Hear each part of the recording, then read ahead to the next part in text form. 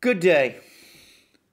On Friday, 5th February 2021, on the same day that Russian Foreign Minister Sergei Lavrov was giving Europe External Affairs Commissioner Josep Borrell a hard time in Moscow, something very similar was happening over the course of a virtual summit between German Chancellor Angela Merkel and French President Emmanuel Macron, which took place on the same day. This summit meeting between Macron and Merkel has attracted less attention than perhaps it should, though it is interesting in that it shows once again the relative power of these two states, Germany and France, within the European Union, and makes clear, and not for the first time, that it is Germany which is decidedly the dominant one.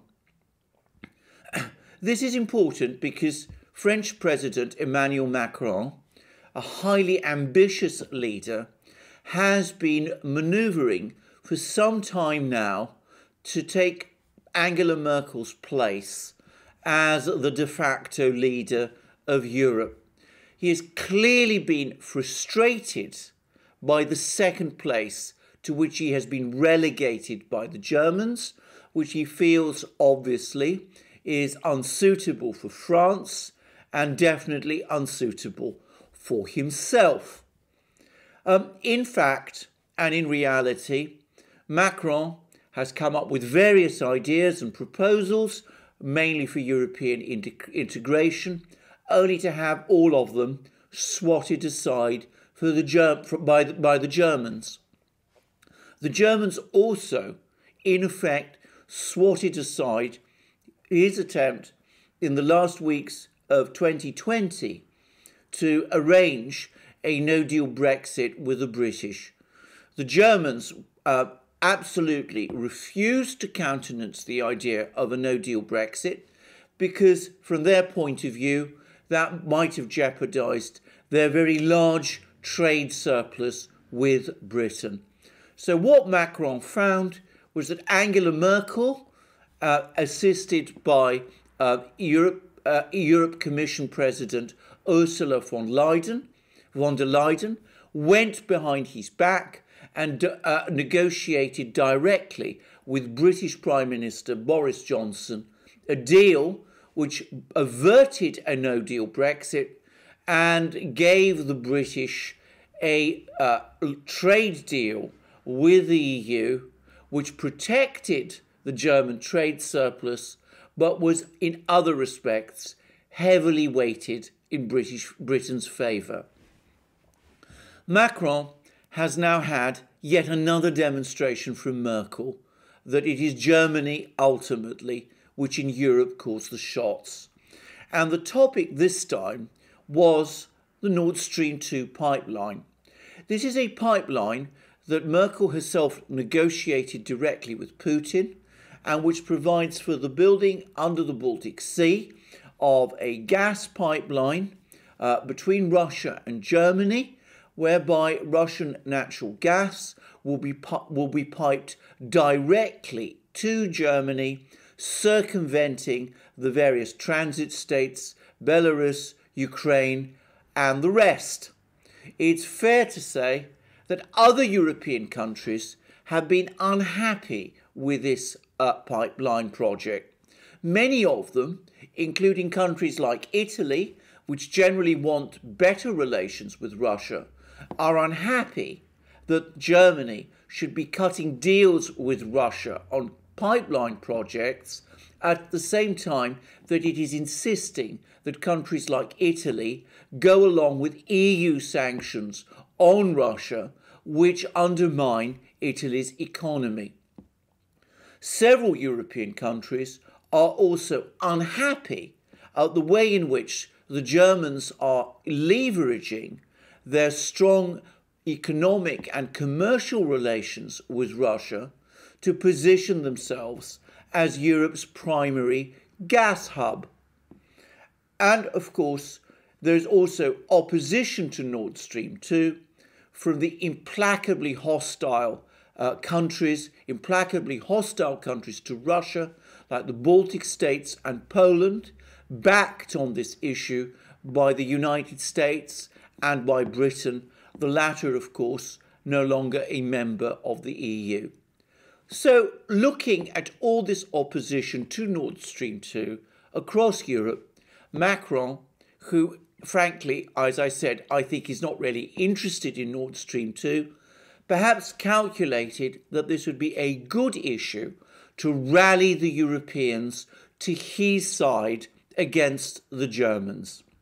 Now, he's tried on several occasions to play this game with Nord Stream 2 before, but the recent events involving the Russian dissident politician Alexei Navalny seemed, or so he appears to have thought, to have played into his hands.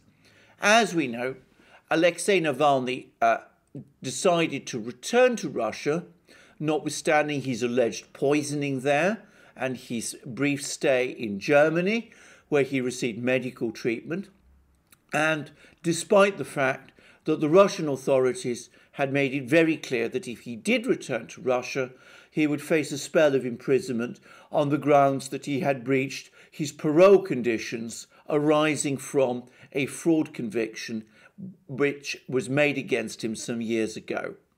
The Russian political opposition, that part which supports Navalny, had also made known that if Navalny was arrested by the Russian authorities and was imprisoned, they would stage protests in his support in Russia. And that was what duly happened. Navalny returned to Russia, was arrested, was imprisoned, and protests did in fact take place. The Europeans sided strongly with Navalny, and of course Angela Merkel, who had backed Navalny on the poisoning issue, seemed to be particularly exposed and seemed to be in a position where she would be embarrassed to press on with the Nord Stream 2 pipeline in light of the events with Navalny in Russia. So this, on its face, looked like a good moment for Macron to strike. And strike he did, or at least attempted to do. The strike came in the comments made by France's Europe Affairs Minister, Clément Beaune, on Monday, 1st February 2021, in a radio interview which he gave for French radio. Over the course of that interview, he said about Nord Stream 2, "We have always said we have the greatest doubts on this project in this context." And then Beaune said that France had urged Germany to drop the Nord Stream 2 pipeline. And the way that Beaune said it made it very clear that the demand had been made, or rather the request had been made to Germany by the French government. It was not just Beaune's own personal, private initiative. So here we see Macron, through his European Affairs Minister, on Monday, 1st February 2021, appearing to take a strong line against Nord Stream 2, pressing the Germans to stop or suspend it, hoping to rally European opinion on his side, making, in other words, to all appearances, a strong pitch against Merkel and against Germany. Well, that lasted just a few days. Macron has this virtual summit with Merkel on Friday, 5th February 2021, and on Nord Stream 2, he promptly caves. First of all, there's a press conference at which Merkel makes absolutely clear that she is not prepared to stop or suspend Nord Stream 2. She remains committed to it, and in fact, the German president, Frank-Walter Steinmeier, actually chips in and says that Nord Stream 2 is a bridge between Europe and Russia. So the Germans are going to go ahead with Nord Stream 2. They're not paying any attention whatsoever to Macron's request or demand that it be cancelled. So what does Macron say? What does he say over the course of the press conference that he regrets Merkel's decision, that he thinks that the Germans are acting wrongly, that he thinks Nord Stream 2 is a mistake? No, he says the following: I believe that nothing can be said about Nord Stream 2, which is now almost complete, without very close coordination between Germany and France. In other words, he accepts that the decision is Germany's to make and that France has no influence or sway over this matter, and that it cannot stop Nord Stream 2 without German agreement, and he's not prepared to press the issue.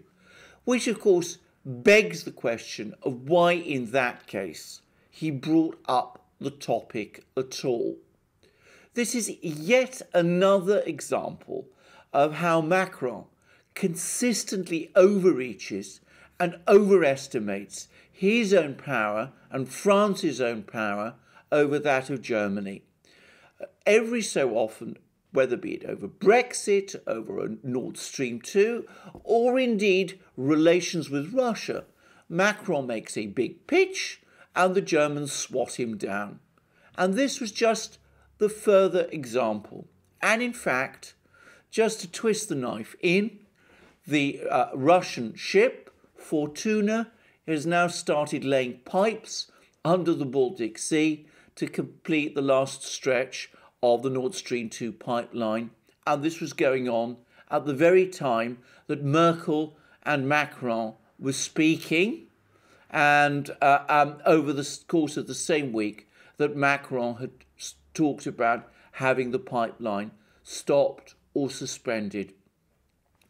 Macron is probably incapable of learning this lesson now, that France, so long as it remains locked in to the European Union structures that have been created, and also to the European single currency, the euro, which France, by the way, played the leading role in sponsoring, that so long as these things happen, France will always play second fiddle to the Germans. If France wants to establish itself as a strong independent actor, both in European and world affairs, then France really needs to re-examine its entire relationship, not just with Germany, but with the EU as a whole. Macron's constant theme about what Europe needs is more Europe, and that what France needs is more Europe, in other words, more EU integration, is the exact opposite of the policy of asserting France, which he also says he wants to follow. He has to make a decision, and so does France, whether France really does want to submerge itself within the EU and the globalist system, in which case it must abandon any idea of it acting as an important global or even European player, or whether it wants instead to follow the example of its old Entente Cordiale ally Britain and cut away and form an independent policy of its own. My own opinion is that Macron is incapable of making this break.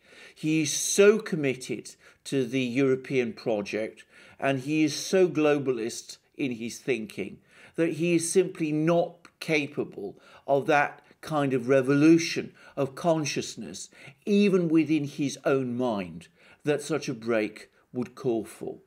If France really does want to take that kind of step, then it needs to look for another leader somewhere else.